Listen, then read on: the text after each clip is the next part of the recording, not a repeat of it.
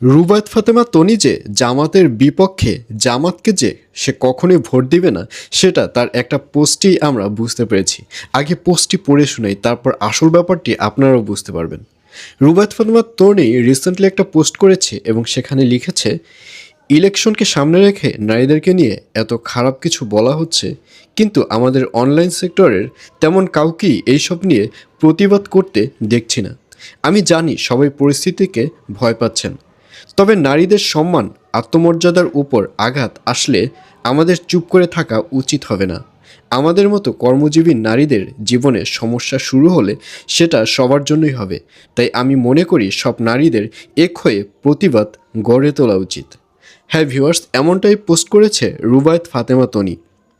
আসলে জামাত শুরুতেই একটা ভুল করেছে, সেটা হচ্ছে শুরুতেই জামাত নারীদেরকে খেপিয়ে দিয়েছে। শুরুতেই বলেছে যে যেসব নারীরা কর্মজীবী, অর্থাৎ বাহিরে যেসব নারীরা চাকরি বাকরি করে অথবা বিজনেস করে, তারা একটা বাজে কথা বলেছে, পতিতার সমতুল্য, এরকম একটা কথা বলেছে, যার কারণেই কিন্তু নারীরা খেপে গেছে। আসলে জামাত আমিরের বোঝা উচিত যে বাংলাদেশের অর্ধেক নারী এবং অর্ধেক পুরুষ। সে যে নির্বাচনের শুরুতেই এই নারীদেরকে খেপিয়ে দিয়েছে, জামাত আমির এখন যদি বাংলাদেশের সব পুরুষরা জামাতকে ভোট দেয়, তাহলেও কিন্তু জামাত জয়লাভ করতে পারবে না।